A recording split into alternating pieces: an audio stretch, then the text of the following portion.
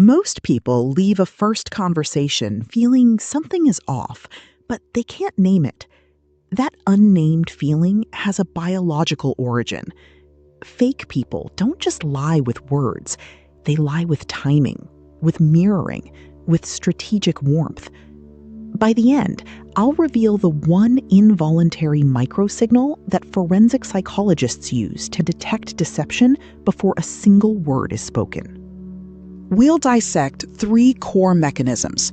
First, the architecture of performed authenticity, how fake people construct believable personas. Second, the subconscious leakage signals your body detects before your mind catches up.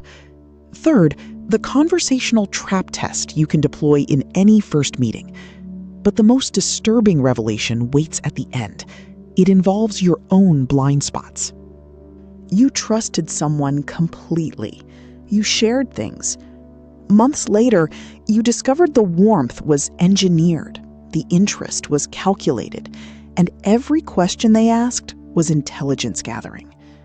This isn't a rare experience. Research from the University of Massachusetts found that 60% of people lie at least once during a 10-minute conversation. The wound isn't the betrayal. The wound is that you didn't see it coming. The reason you missed it isn't weakness, it's neuroscience. Your brain runs what researchers call a positivity bias in first impressions. It actively suppresses threat signals to facilitate social bonding.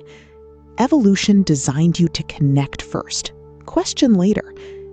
Fake people have unconsciously, or deliberately, learned to exploit exactly this window. They enter during your brain's most vulnerable social state.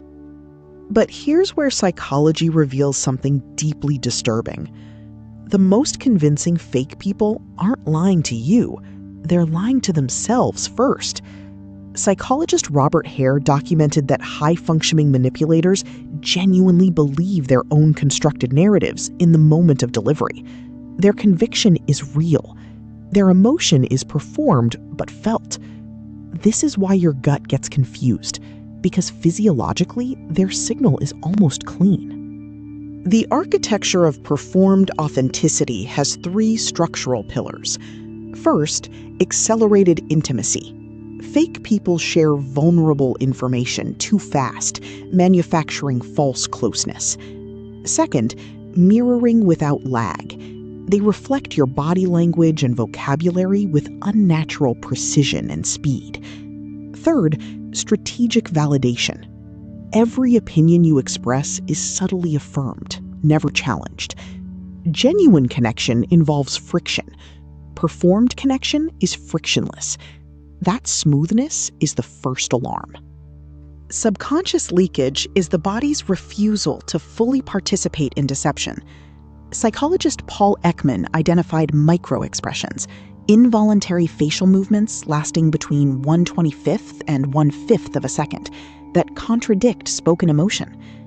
In a first conversation, watch specifically for the contempt microexpression, a unilateral lip corner raise. It flashes when someone internally dismisses what they're outwardly validating. It's socially invisible. Biologically, it's a confession. Beyond the face, vocal prosody carries deep authenticity data. Genuine emotional responses show what linguists call prosodic congruence.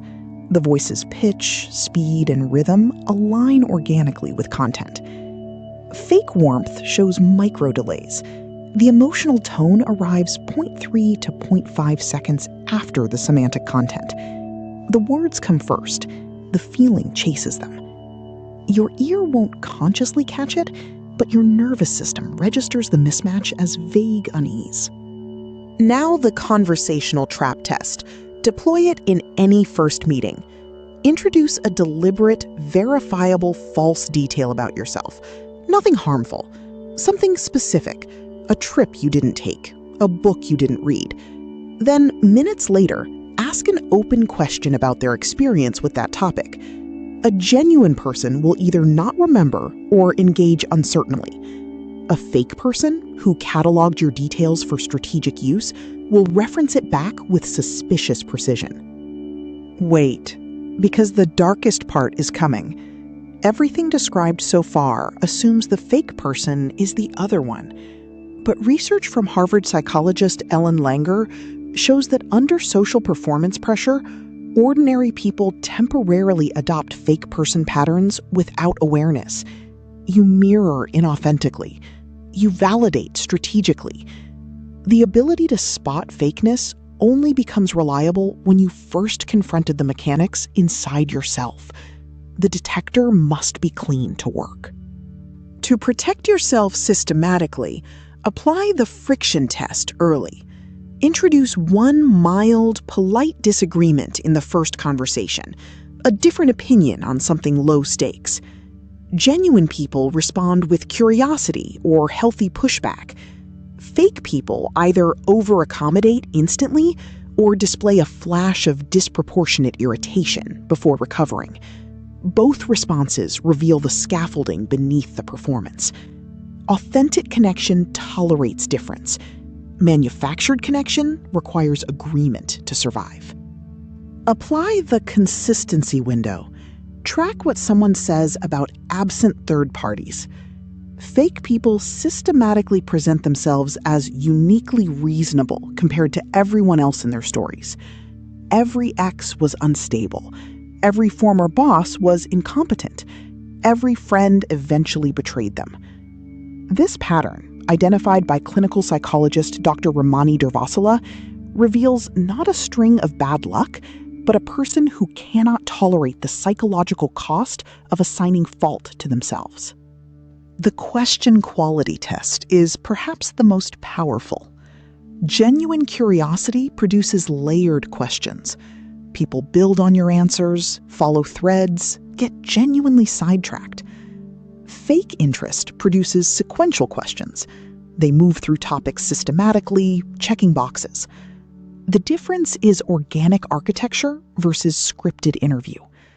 Pay attention to whether their follow-up question connects to your last answer or ignores its content entirely. That gap is the fingerprint of performed listening. In 1971, Stanford psychologist Philip Zimbardo conducted the Stanford Prison Experiment, placing ordinary students in roles of guard and prisoner. Within 36 hours, performed roles became behavioral reality. Guards who privately considered themselves kind began exercising genuine cruelty. This is the mechanism beneath the fake person phenomenon. Sustained performance rewires identity. What begins as social strategy becomes character. They're not always pretending anymore. Sometimes they've become the mask. In 1968, researcher Robert Rosenthal documented the Pygmalion effect at Harvard. Expectations physically alter behavior and outcomes. Fake people intuitively weaponize this.